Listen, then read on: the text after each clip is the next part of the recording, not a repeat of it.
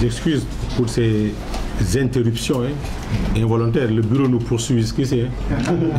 Ça, il faut faire avec, en vérité.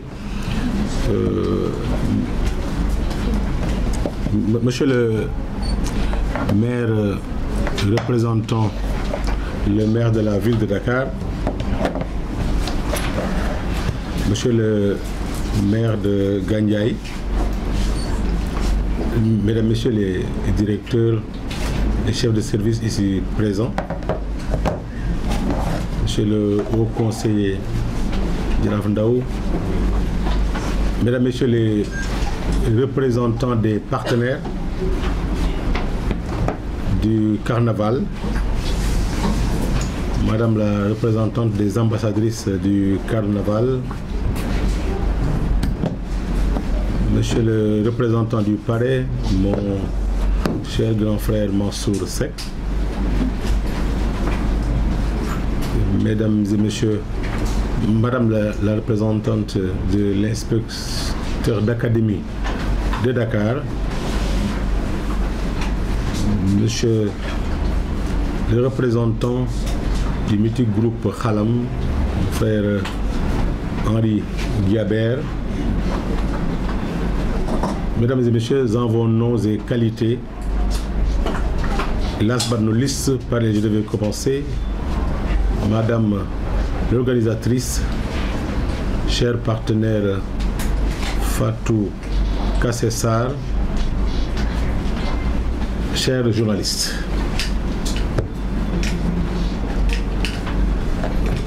Je suis particulièrement heureux de voir procéder au pré-lancement de ce carnaval qui, depuis son départ, selon la narration qui m'en a été faite et les preuves que j'ai pu constater également, va de succès en succès, mobilisant par ailleurs sur son passage de nouvelles adhésions, de nouveaux soutiens, mais également révélant de nouvelles formes d'affirmation et d'expression des acteurs culturels. Comme l'a dit ceux qui m'ont précédé, en définitive, ce que nous attendons de la culture, c'est exactement de telles expressions d'union sacrée, de retrouvailles, favorables au sourire, au rire, à l'épanouissement, au bonheur et à la joie de vivre. Et le monde vient de sortir d'une grande pandémie qui reste encore avec des séquelles, où nous avons vécu des moments de crispation, d'inquiétude, d'anxiété, de deuil, de détachement à la vie, au point que psychologiquement, certains étaient tellement préparés à la mort qu'ils sont complètement déconnectés.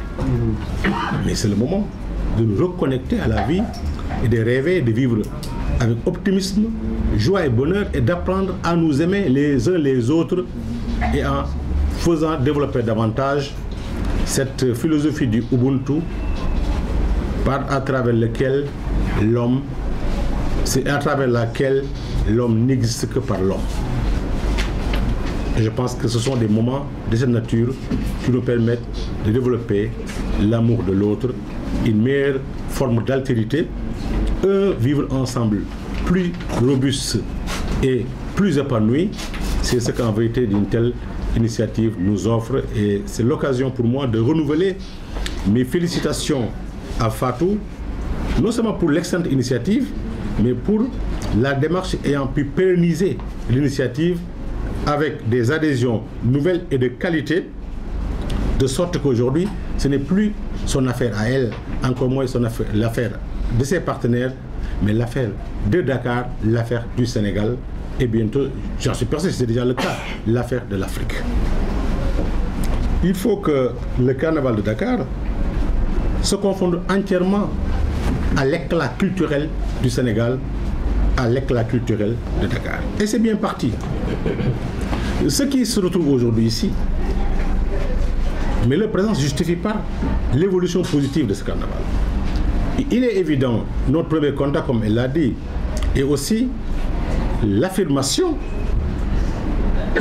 et l'appropriation par l'action des orientations données par le président de la République, M. Macky Sall. Vous l'avez entendu dire par son Premier ministre qu'il a formé un gouvernement de proximité, d'humilité, avec un budget, solution, mais également une incitation à un comportement profondément humain qui célèbre tout un chacun sans négliger aucun, en sachant que chacun d'entre nous a besoin du plus petit qu'il soit. Par conséquent, proximité signifie oreille attentive, écoute, disponibilité par rapport à tout le monde. Mais c'est dans cette démarche que nous avons eu la bonne chance, la belle chance d'écouter, bien entendu, Fatou et son concept, revisiter l'histoire de ce concept, les résultats enregistrés pour dire, nous qui parlons déjà de festivals ou d'événements culturels, à labelliser, à moderniser, à crédibiliser, en voilà un exemple patent à offrir un modèle aux autres, car dans notre pays aujourd'hui, la jeunesse comme les aînés ont besoin de modèles à démultiplier pour s'en inspirer. Et je pense que à partir de ce carnaval, beaucoup d'acteurs culturels vont renforcer leur offre, rendre leur offre plus crédible, plus dynamique et plus durable. C'est pour ça que le ministère sera entièrement à vos côtés, renforcera ses interventions, ses appuis et s'appuiera également sur votre expertise comme celle d'autres pour rendre plus éclatantes ces initiatives qui seront désormais plus proches des populations et qui seront localisées un peu partout au Sénégal. C'est de cela qu'il s'agit en définitive. Le ministère de la Culture doit être le ministère qui rassemble, qui fédère, qui s'éloigne de la discrimination, qui écoute tout le monde, qui accepte la diversité, les différences et le droit à l'opinion, la liberté de s'affirmer comme on le veut, pour simplement que cela soit conforme aux lois et règlements et à nos us et coutumes, bien entendu.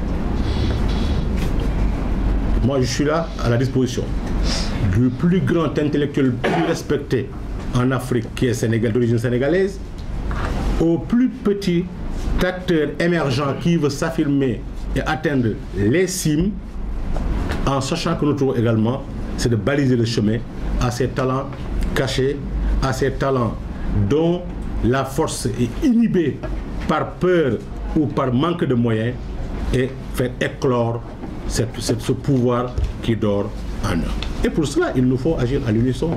Il nous faut une grande complémentarité. C'est pour ça, d'ailleurs, je me suis réjoui avec beaucoup de joie,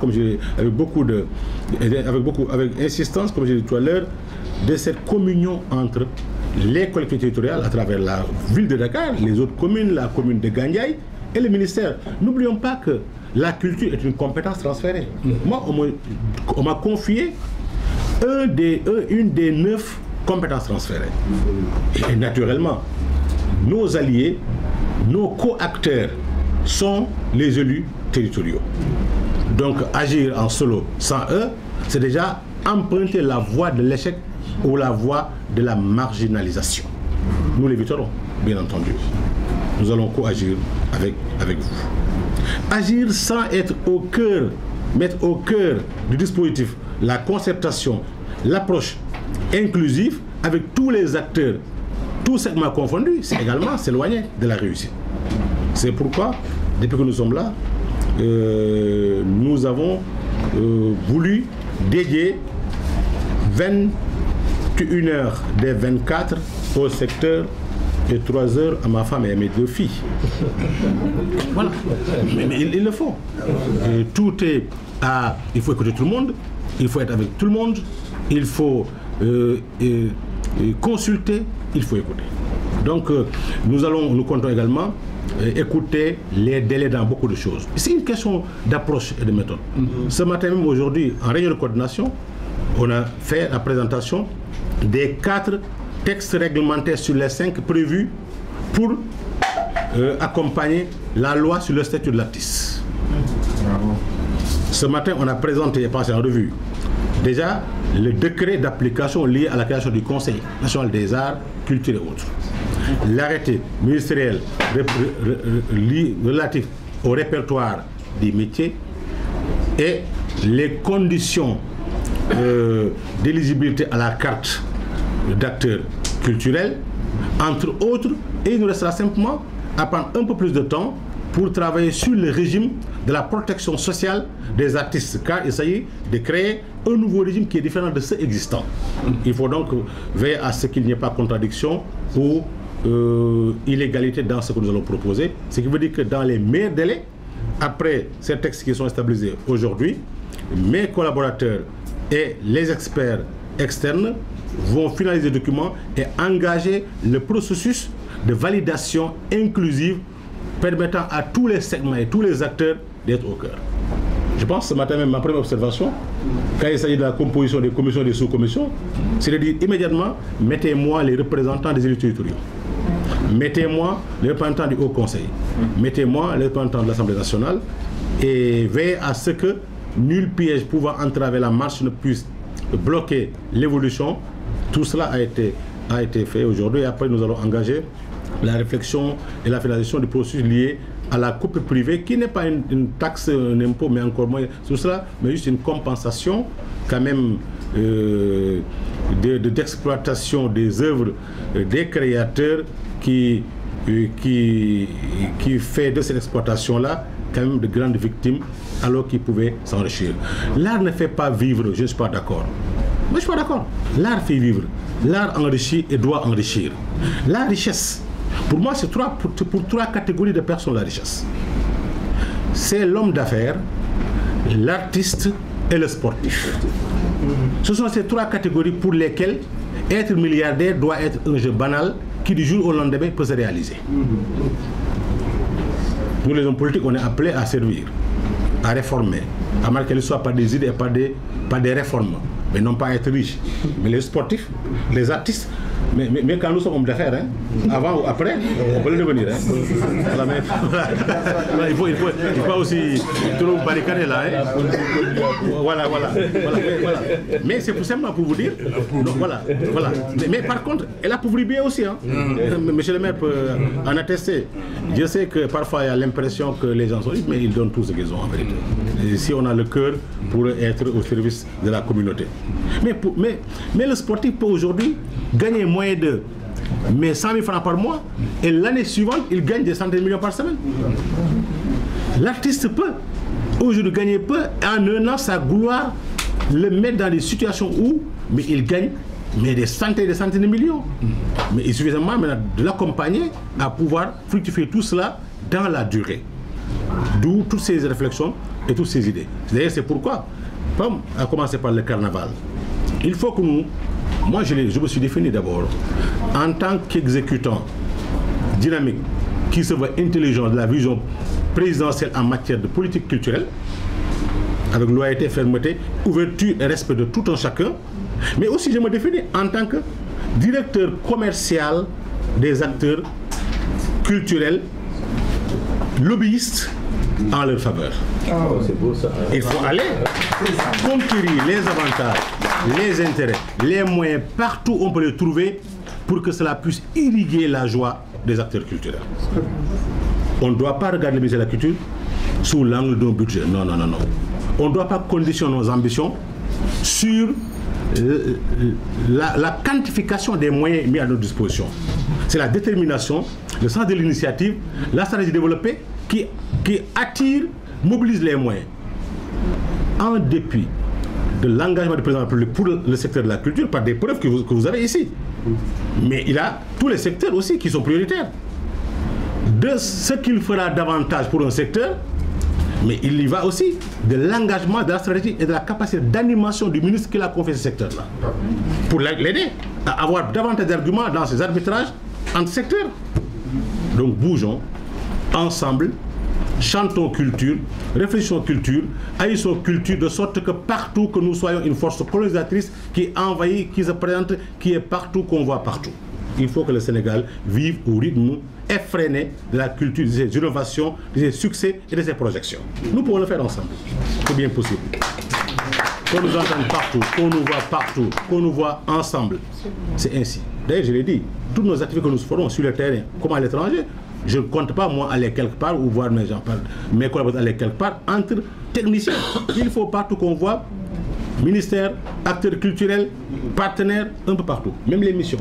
Je dis, même quand je dois aller à la mission, trouvez-moi un acteur culturel qui m'accompagne. Cause de bruit à l'intérieur.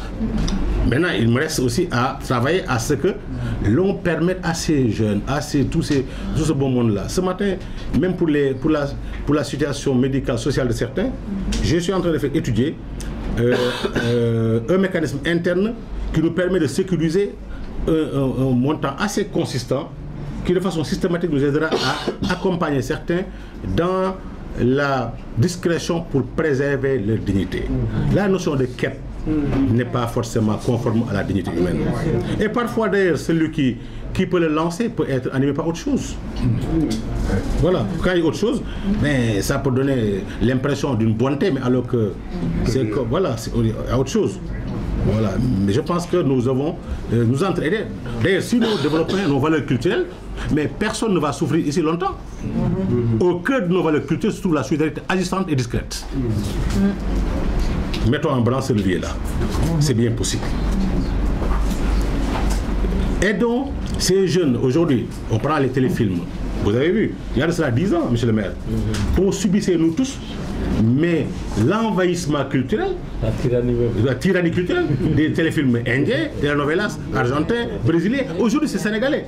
Quoi que l'on puisse dire sur ce travail-là, la qualité, ben, la valeur, les valeurs, mais au moins ce sont nos productions sur notre vie, sur notre environnement social. Des jeunes qui sont connus, réputés, qui sont aussi partout dans le monde, mais malheureusement qui gagnent peu. C'est pourquoi j'ai envie de lancer les Oscars ou les Coris des talents culturels sénégalais dans le cadre d'un package global pour une grande lanterne littéraire avec un agenda culturel assez bien stabilisé et assez dynamique. De sorte que ces jeunes-là, ces adultes qui jouent dans ces téléfilms au niveau du cinéma, qu'on puisse chaque année avoir de grandes manifestations avec des jurys qui soient les meilleurs acteurs, meilleures actrices, meilleurs téléfilms, meilleurs réalisateurs, meilleurs tout, mais pas pour des petits prix de 500 ou 1 million, des prix de 5 millions, 10 millions, 15 millions, 20 millions. Où est-ce qu'on va trouver cet argent-là? Mais ne vous en faites pas. J'ai mobilisé les partenaires, j'ai mobilisé les structures étatiques qui sont assez financièrement robustes pour être parrain de 3 prix ici, 30 millions, 4 prix là-bas, 40 millions, 2 prix là-bas, de sorte que l'on puisse évaluer nos activités et nos événements à travers des montants mobilisés et mis à la disposition des acteurs culturels. Pour cela, c'est simplement pour dire qu'un jeune qui est démarré, qui n'avait même pas un compte bancaire, se retrouve plus avec un prix de 10 millions ou 15 millions. S'il est bien encadré, mais bien entendu, il peut investir dans un secteur connexe où ses fans seront ses clients à la limite et l'enrichiront. Nous travaillons également à accompagner les acteurs culturels de sorte que tous ces instruments de financement au niveau de l'État, nous allons développer des conventions pour faire le coaching, l'accompagnement au fin de leur permettre d'accéder à ces financements, mais de les encadrer aussi pour que l'utilisation soit des meilleures. Ce sont des idées comme ça. D'ailleurs, nous pouvons commencer par le carnaval. Ça, on n'en a pas encore parlé. Je ne sais pas comment vous allez identifier les meilleures formes d'expression de la diversité culturelle pendant le carnaval, mais identifiez-moi, pendant ce carnaval, 10 lauréats, au moins 10. Je pense 10 lauréats, hein? Je ne sais pas comment vous allez choisir, hein? Même s'il n'y a pas de compétition, mais vous pouvez identifier des personnes ou des groupes qui sont affirmés de la manière la plus sublime, de sorte qu'on peut les offrir en exemple comme des lauréats avec compétition ou sans compétition du carnaval. Comme ça, la prolongation du carnaval sera à la fin. On se retrouve ici encore. Si vous choisissez 10 lauréats, on donnera à chaque lauréat 1 million, ça vous fera 10 millions de récompenses à la fin du carnaval.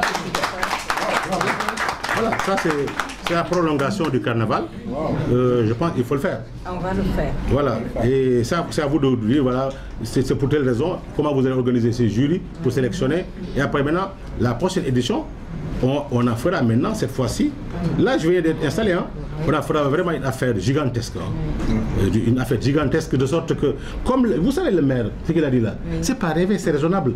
Rien n'est trop grand pour le Sénégal. Rien n'est trop grand pour le génie sénégalais. Nous sommes un pays de superlatifs. Nous n'ayons pas de complexe. Rien n'est plus trop beau pour le Sénégal. Osons rêver, carnaval de Rio, oui, mais osons rêver carnaval de Dakar. Parmi les carnavals les plus respectés du monde, qui attirent le plus, qui va être un haut lieu de rendez-vous des meilleurs et des plus grands, inviter des personnalités, des sommités à ce carnaval-là. Bref, je suis persuadé, avec les personnes que j'ai vues ici, celles qui sont empêchées et qui sont avec nous dans cette dynamique-là, nous réussirons de belles et de grandes choses. Comme je l'ai dit. En tout cas, Fatou, je vous félicite. Je vous exprime les encouragements du Monsieur le Président de la République, du Monsieur le Premier ministre et de l'ensemble du gouvernement. Quant à mes collaborateurs, tous sont briefés. On en a parlé en réunion de coordination. Chacun est disposé à accompagner, à faire le même. Et je félicite Madame la directrice des Arts, qui d'abord aussi s'est approprié bien avant moi ce carnaval. C'est ça la vérité. Qui est aussi quelque part dans nos réunions, dans les salles de travail, une bonne avocate. Au début, je pensais que c'était la solidarité entre femmes, mais elle a pu me convaincre de la pertinence par des arguments persuasifs du besoin et de la nécessité de s'engager, de s'approprier. Et je la félicite également pour cette capacité de pouvoir flairer la bonne chose accompagnée. Il faut encourager ceux qui prennent des initiatives. Il faut encourager ceux qui peuvent symboliser les success stories. La jeunesse sénégalaise a besoin de modèles de réussite pour oser rêver. La jeunesse sénégalaise a besoin de prouesse et de gloire. Elle doit être décrispée, elle doit savoir qu'ici et maintenant, elle peut réussir. Tout le potentiel est là et aller ailleurs pour dialoguer, échanger et non pas pour aller se morfondre ailleurs en pensant que ici ce n'est pas la misère. Quoi qu'on puisse dire, nous avons tous les atouts. Les atouts.